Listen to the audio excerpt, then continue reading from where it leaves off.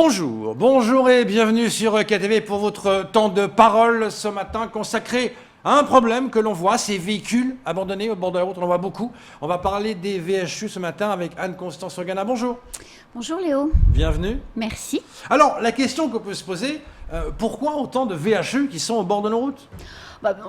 Pourquoi autant ? Parce qu'en fait, à Mayotte, il n'existe pas, comme en métropole ou comme dans d'autres départements d'outre-mer, de filières connues et qui fonctionnent, à la fois de récupération des véhicules qui ne fonctionnent plus, mais surtout, il n'existe pas de magasins, de boutiques dans lesquels on peut acheter des pièces détachées d'occasion d'automobiles. Et c'est vraiment ça qui fait défaut et qui explique en partie la présence de ces épaves. De ces épaves, je rappelle que 11 communes sur 17 ont signé cet engagement pour quelque part nettoyer un peu, enlever les VHU. On les voit au bord de la route, alors qu'on ne doit pas les laisser au bord de la route, justement.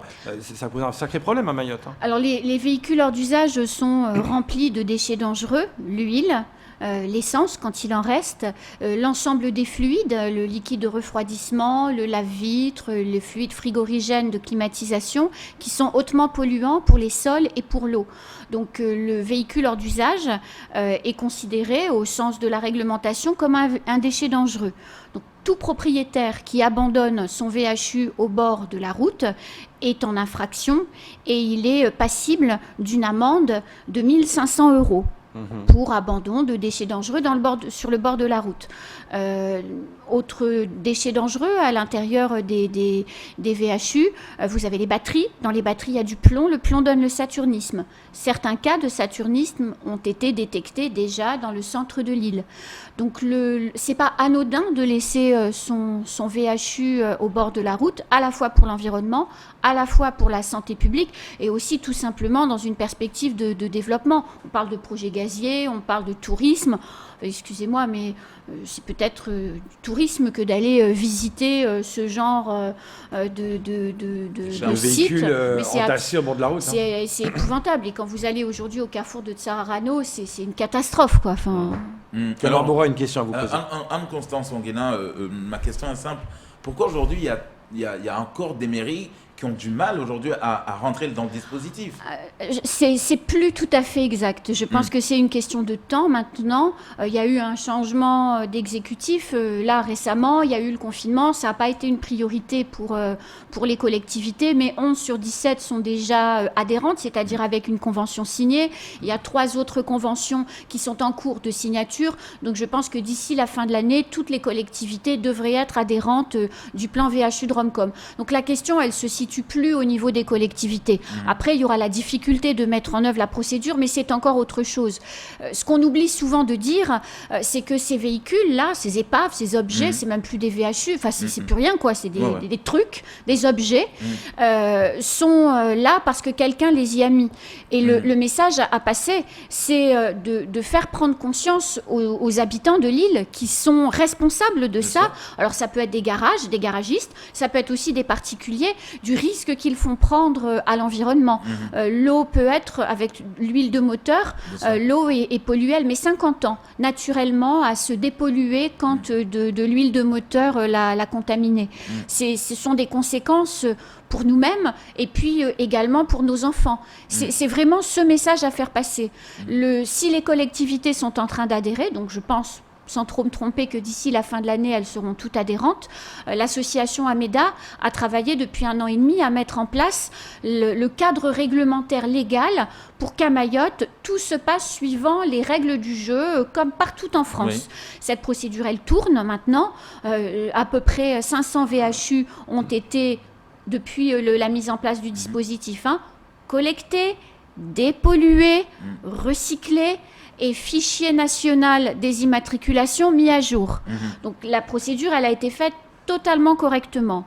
Aujourd'hui, il existe à Mayotte 3 centres VHU agréés, si vous m'y autorisez, je vais les citer.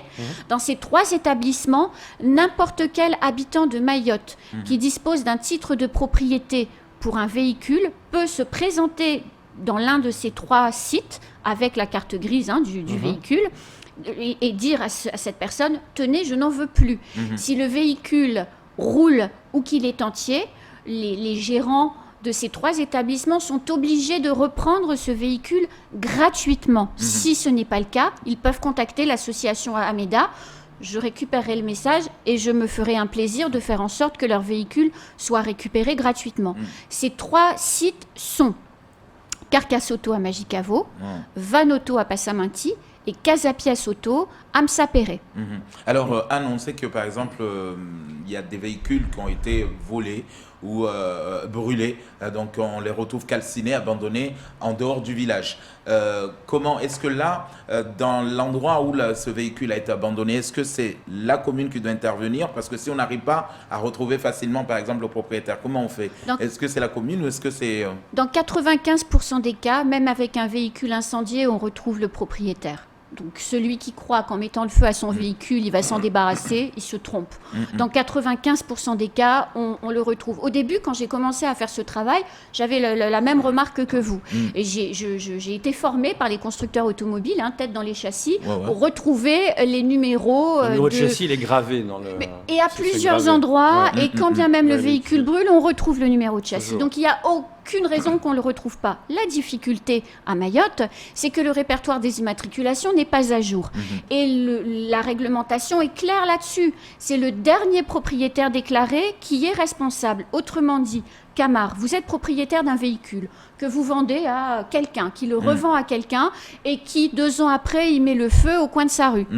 Ameda va, sollicité par la police municipale de la commune concernée, va se rendre sur le véhicule, rechercher le numéro de châssis, le trouver, et puis venir vous chercher des comptes à vous. Parce que vous, Camar, vous n'avez pas... Je suis la première main. Vous êtes le dernier propriétaire connu, répertorié dans le répertoire oui, parce que l'amende, elle est chère. 1500 euros plus les frais d'enlèvement du véhicule. Et là, c'est laissé à la main des communes, s'il y a une pollution du sol avérée, plus le coût de la réparation environnementale. Alors, il faut préciser que c'est gratuit. Il faut juste payer la dépanneuse si ça ne roule plus. Voilà. Mais c'est gratuit. Mais il faut que le véhicule soit entier. Qu'est-ce qu'on entend par entier? Il faut qu'il y ait tout ou est-ce qu'il peut manquer 2-3 trucs quand même? Il faut qu'il y ait le moteur, il faut qu'il y ait les pneus, il faut qu'il y ait le volant, il faut qu'il y ait les vitres. Ah oui, on ne peut pas récupérer les pneus et puis la voiture. Non, parce que un VHU à Mayotte, pour le dépolluer et pour s'en débarrasser, ça coûte 247 €. Pas 1 euro de plus, 247. Sauf que Camar, qui va ramener son véhicule, par exemple, chez Casapiès, Casapiès va lui dire « Merci, monsieur Camar, au revoir », va tout de suite mettre à jour le répertoire des immatriculations en déclarant le véhicule détruit, enfin, en tout cas, une fois qu'il l'aura dépollué et détruit. Lui, comment il se rémunère pour le travail qu'il fait? Il se rémunère en récupérant vos rétroviseurs, votre bloc moteur. Donc en pièces détachées, quoi. Il se rémunère avec les pièces détachées. C'est pour ça qu'on insiste sur le côté entier. Comme une décharge de voiture. Mais comme une caisse automobile en métropole. Qui vend des pièces détachées et qui mettent en petits cubes les voitures après. C'est exactement ça. Alors, il y a un autre problème avec ces VHU. Il y a eu ce drame, souvenez-vous, de ces gamins qui étaient dans un véhicule, dans un VHU, qui ont joué dedans et qui sont morts à l'intérieur. Donc, il y a aussi un vrai danger, non seulement environnemental, vous l'avez dit, par rapport aux batteries ou aux pneus, mais aussi pour nos gamins. Écoutez, vous prenez les enfants jouent dans ce type d'objet. Il y a les pommeaux de changement de vitesse qui sont des pointes. Un enfant peut très facilement, en jouant, on se bouscule un peu, s'empaler sur ce type d'objet. C'est une automobile, c'est pas un jouet. Donc oui, c'est extrêmement dangereux. C'est extrêmement dangereux pour les enfants, bien sûr. On imagine, on fait la petite fiction, demain, les 17 communes auront signé. Ça prend combien de temps pour nettoyer tout ça? Parce qu'il y en a tellement... C'est très long, parce que la procédure réglementaire, elle dure 3 mois.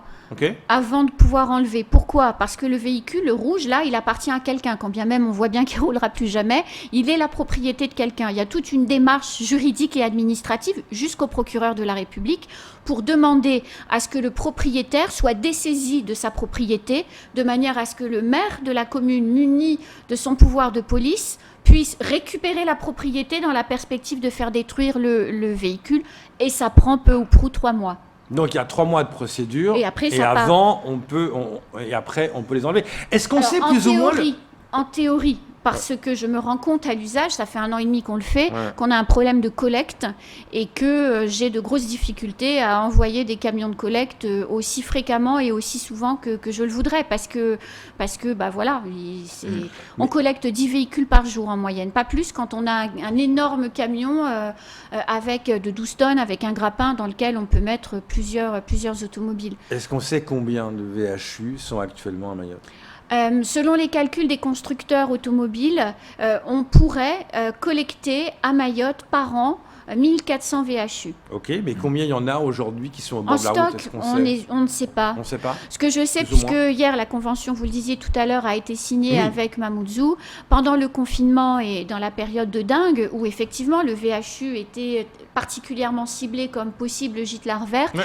la commune de Mamoudzou a enlevé 700 VHU sur son territoire. Et hier, quand on a signé, ils m'ont dit on recommence, il y en a déjà autant. Waouh! Et donc, oui, alors qu'on sait qu'il y en a 1500 par année qui peut Avec le être enlevé. répertoire des immatriculations de véhicules déclarés comme étant présents à Mayotte, les entrées, les sorties, les importations, et puis le savoir-faire aussi des professionnels pour évaluer la durée de vie d'un véhicule qui tient compte des accidents, enfin il y a tout un tas de paramètres, ils financeraient 1300, enfin un peu moins de 1400 enlèvements par an. Puis aussi l'autre souci dont tu as parlé, le maire de Mamoudzou, ce sont tous ces garages informels. Ah, ça, avec effectivement. les voitures. Et Alors, là, Léo, détrompez-vous, hein, ce ne sont pas que des garages informels. Il y a les garages informels qui le font dans 100% des cas, mais vous avez des garages qui ont pignon sur rue et qui font exactement la même chose. Bah, il faut payer pour se débarrasser de ce genre d'objets.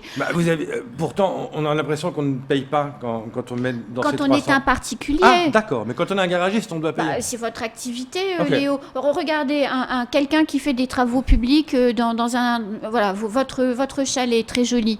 Ouais. Vous décidez demain de faire des travaux et de refaire votre cuisine, par exemple. Vous allez avoir des gravats, vous allez faire appel à un professionnel. Le professionnel, en théorie, s'il ne va pas l'abandonner dans la rivière, c'est un autre sujet, doit aller à la décharge, a priori, par rapport à où vous habitez, au site de stockage d'Amaha, pour payer, pour faire entrer dans le site de stockage vos gravats. Il en va de même pour le garage. Quand il appelle Enzo Technique Recyclage pour récupérer son épave, il doit payer et il veut pas. Donc il préfère l'abandonner sur le bord de la route tant que la collectivité prend en charge. Alors pourquoi ne pas rendre ça gratuit aussi pour les professionnels comme pour les particuliers? Ce qui pourrait peut-être éviter que les garagistes mettent ça au bord de la route. Je sais pas, c'est une idée comme Parce ça. que ce n'est pas la règle. La règle et le principe qui est appliqué ici, en France et en Europe, c'est le principe du pollueur-payeur. Ah oui. Vous devez payer pour l'élimination des déchets que Tous vous les contribuez. constructeurs, on a demandé aux constructeurs de participer à tout ça parce que Exactement. justement, ce sont eux à la base qui ont construit la voiture. Exactement, mais en tant qu'usager, vous payez aussi pour la collecte de vos déchets. Dans votre taxe foncière, vous avez une ligne qui s'appelle TOM, taxe d'enlèvement des ordures ménagères. Donc tout un chacun doit payer pour l'élimination du déchet qu'il produit, c'est normal. Et a fortiori, quand vous êtes une entreprise et que vous développez des revenus et une valeur ajoutée sur le travail que vous faites, c'est logique que vous payez pour l'élimination de vos déchets. C'est logique. Après, vous participez aussi à la protection de l'environnement. Mais évidemment. Voilà, comme tout citoyen. Anne, il y a des endroits, des communes où, quand par exemple, on fait les randonnées pédestres, on s'aperçoit que les rivières, aujourd'hui, on retrouve des véhicules. Oui. Dieu sait comment ils ont pu atterrir par là. Est-ce que là aussi, c'est la commune qui doit dire, j'ai signalé, j'ai en tout cas inspecté les lieux, les rivières, j'ai quelques véhicules à telle rivière. Est-ce que je demande à la procédure de venir les chercher? Alors, on a fait ce travail-là avec la mairie de Koungou. Et on a vraiment fonctionné en très bonne synergie avec eux. Ils avaient effectivement trouvé 4 ou 5 véhicules dans plusieurs rivières de la commune et ils m'ont demandé ce qu'on pouvait en faire. Donc on a discuté, etc. Et on s'est mis d'accord sur le fait qu'on allait les prendre en charge, puisqu'on pouvait estimer que c'était des véhicules de particuliers, mais en tout cas que nous n'avions pas les moyens d'aller chercher ces véhicules dans la rivière. Donc avec l'outillage municipal municipal, et puis surtout les bras des agents, faut pas se mentir. Ils sont allés récupérer, je ne sais pas comment, les 4 épaves au cœur des rivières de Koungou. Nous les ont ramenées sur la chaussée et les camions grappins ont pris en charge les épaves. Mais en tout cas, ça a été le fruit d'un travail mené de concert avec les équipes de la commune, puisque Koungou est adhérente au dispositif depuis, c'est la première commune qui a signé. En tout cas, le message est clair. Si vous avez un VHU, n'hésitez pas. Il y a 3 centres agréés. C'est gratuit. Vous l'amenez là-bas et ça ne vous coûte rien. Mais si vous l'abandonnez sur le bord de la route, ça vous coûte en tout cas 1 500 € minimum et on va vous retrouver. Merci. Et c'est un geste citoyen, j'insiste, au-delà de l'argent, c'est un geste citoyen de respect de la biodiversité de Mayotte. On est une petite île. Si on détruit notre environnement, on ne pourra pas continuer à vivre bien ici.